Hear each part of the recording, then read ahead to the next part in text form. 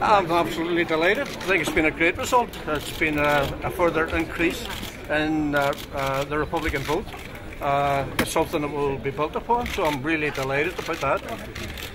And also, it's the whole involvement in the election has been the experience of a lifetime for me, and for many others it's been an eye-opener, but that's for another day. The main thing to do today is to send, as I have done, I spoke to Michael D earlier, and pass on my warmest congratulations to him. I think he'll make a great president, and I'm really delighted about that, and he will be my president also.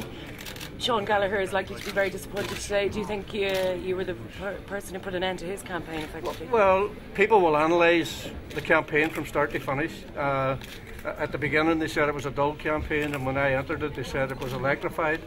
So it was electrified at the beginning, and I suppose it was electrified at the end. The analysts will analyse it. All I'm satisfied about is that I participated in the democratic process as a dairyman, as an Irishman, as someone who has contributed positively to political life on this island and will continue to do so in the future. There are big issues facing the people of Ireland, not least the economic distress that the people are in, facing mass immigration, mass unemployment, and the need to ensure that the austerity measures that are being imposed are not impacting on the most marginalised and disadvantaged within society. I mean, within a few days we're going to see something like €700 million, a cheque for €700 million handed over to an unguaranteed bondholder.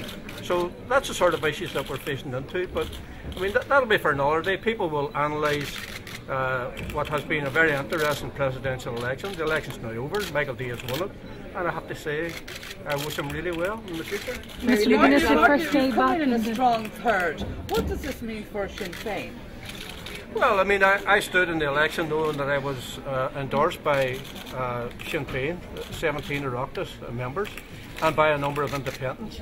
But the brand of republicanism that I represent is here. It's going from strength to strength. Incrementally, it will be built upon.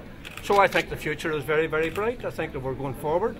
We're in a very dominant position in the north, and becoming increasingly dominant in relation to the building of our brand of Irish republicanism here in this part of our country. So I have to say, I'm in great form about it all. I think it's fantastic that we're continuing to build for the future, and it's about hard work, and it's about hanging in there and not giving up. And we've been struggling all of our lives, but the fruits of the struggle that we've been involved in have come to pass. Whenever I walked down the steps with Ian Paisley in 2007, the people that I represented prior to that were being treated like second and third class citizens. Those days are over. I epitomise first class citizenship for nationalists and Republicans in the north. So what we need to do now is recognise that there's a very real danger that many people in this state could be treated as second and third class citizens in the time ahead, particularly the most marginalised and disadvantaged within our society. And I hope that Sinn Féin will stand up for those people. I'm absolutely confident that they will, because out of today's results people will analyse it, but one thing is for certain, we are moving forward, and moving forward in a very decisive way. And what now for Martin McGuinness? Well, what now for me? I took leave of absence from the position of Deputy First Minister in the North to contest this election. I don't go into things half-heartedly. I went in it to win. That didn't come to pass, but I'm really delighted at the performance.